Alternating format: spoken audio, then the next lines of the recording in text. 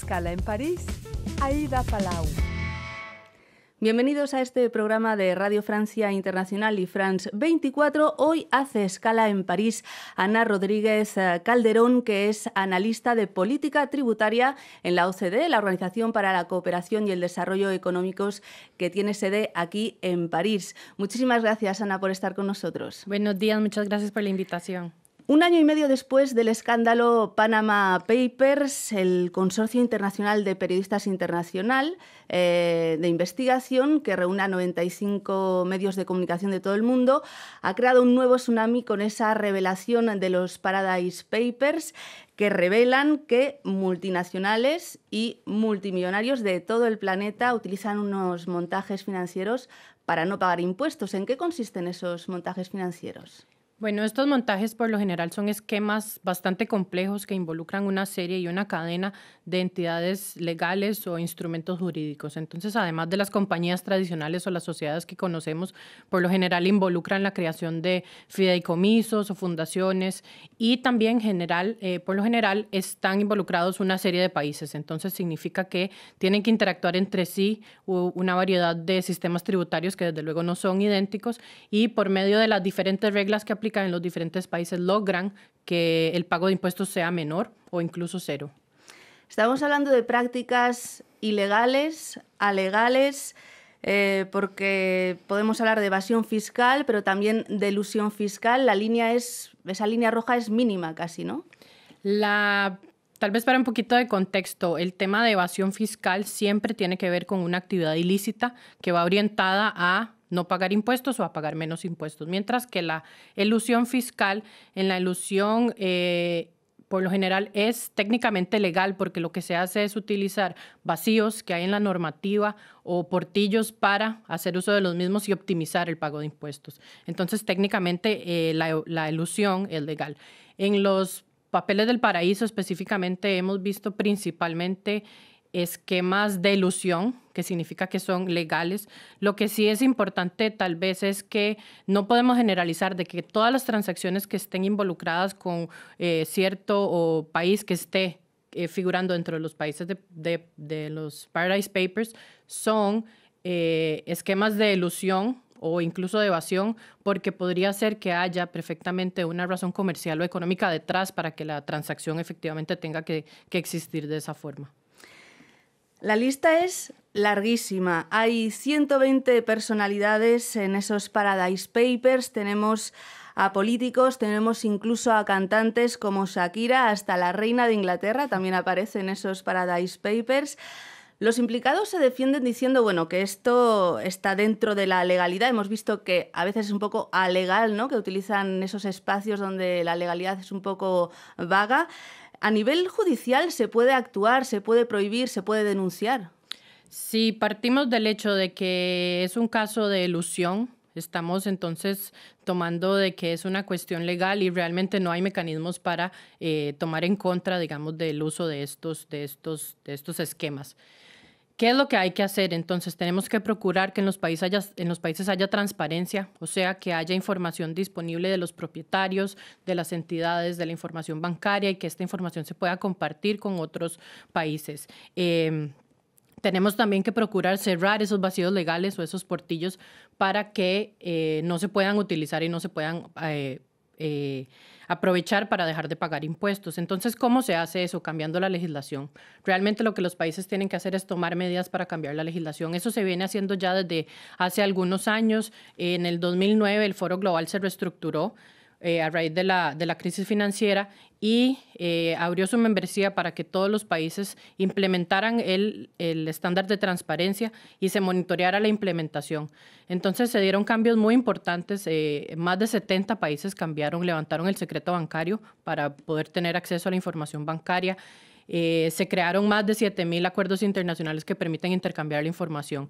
En el otro lado, en lo que tiene que ver con el tema de los portillos que existen en la legislación, en el 2013 se dio un mandato a la OCDE para que empezara a trabajar en conjunto con los países para poder identificar estos portillos y en el 2015 se adoptó un plan de acción que tiene 15 medidas prioritarias en las cuales los países se han comprometido a trabajar para poder precisamente empezar a modificar la legislación y cerrar esos portillos y ir logrando que estos casos sean cada vez menos. Entonces, todo este trabajo se ha venido haciendo desde el 2013, está en la etapa de implementación. Actualmente hay 104 países que están comprometidos a hacer este tipo de implementación para prevenir la elusión fiscal y estamos esperando ver efectos o resultados a partir del 2018-2019. Efectivamente, les recuerdo a nuestros oyentes que usted forma parte del Foro Global sobre Transparencia. Hay 104 países, según nos está diciendo. Este mecanismo empieza a estar listo en este año, el año que viene. ¿Podemos hacer ya un pequeño balance? En el tema de transparencia tenemos varias aristas. Está compartir información de propiedad. Entonces, en los primeros años hablábamos solo de propiedad legal, pero conforme avanza el mundo, conforme avanzan estos esquemas, conforme avanza la globalización, los países llegaron al consenso de que ya no es suficiente solo tener la información, digamos, del propietario legal, sino que ocupamos saber ahora quién es el beneficiario final. ¿Y qué significa eso? Es la persona física, el corazón vivo que está detrás de estas cadenas de propiedad y que mantiene el control de esos esquemas, ya sea directa o indirectamente. Y está también ahora un mecanismo un poco más reciente que tiene que ver con intercambiar cuentas, información de las cuentas financieras. Y eso está arrancó este año, acaba de pasar en septiembre, el 30 de septiembre, se dieron los primeros intercambios con un grupo de 102 países que estaban comprometidos a hacer este intercambio de cuentas financieras. Entonces, digamos que los resultados para nosotros tener ahorita ya resultados de esto que apenas pasó hace un mes es muy complejo, pero lo que sí es que el mecanismo es tan poderoso que tuvimos resultados incluso de antes. Con solo que los países anunciaron que iban a empezar a intercambiar información de cuentas financieras, más de 500,000 contribuyentes alrededor del mundo corrieron a sus administraciones tributarias a declarar ingresos que no habían declarado y que ascienden a 85,000 millones de euros esa cifra. Justamente, aparte de la Reina de Inglaterra, hay muchos latinoamericanos en esos Paradise Papers. Tal vez los nombres que han sonado más, aparte de Shakira, de la que hemos hablado hace un minuto, está el ministro de Finanzas argentino, Luis Caputo, está el empresario Carlos Slim en México. Hay la sensación de que estas prácticas son casi generalizadas y sistemáticas. ¿Se está contando el dinero que se deja de ingresar en un Estado? A nivel mundial, ¿podemos cuantificar cuánto dinero, cuántos dólares, millones de dólares están dejando de ingresar en los Estados? Dinero que se podría destinar para mejorar los servicios públicos, ¿no? Para financiarlos mejor.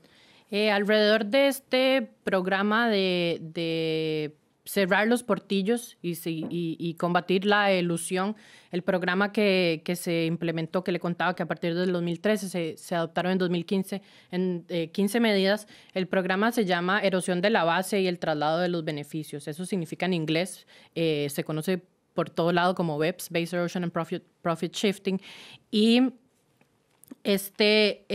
alrededor de este programa, lo que se hizo fue un estudio precisamente para tratar de cuantificar cuál era la elusión en el mundo y se alcanzó una cifra de 250,000 millones de euros por año que se dejan de percibir en las administraciones tributarias, que podría ser, como bien usted lo dice, destinado al bienestar y al desarrollo de la población.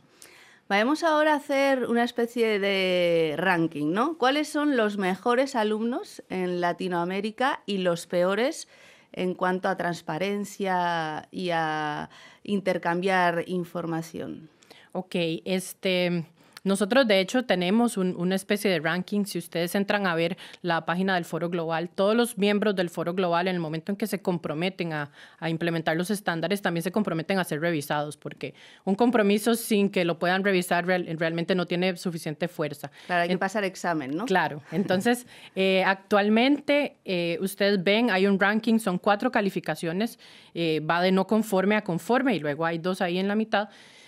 Y el mundo ha considerado que los últimos 2 peldaños o las últimas 2 calificaciones no son satisfactorias. Hoy el 15 de noviembre, no hay ningún país latinoamericano que tenga una calificación por debajo de lo que se considera satisfactorio.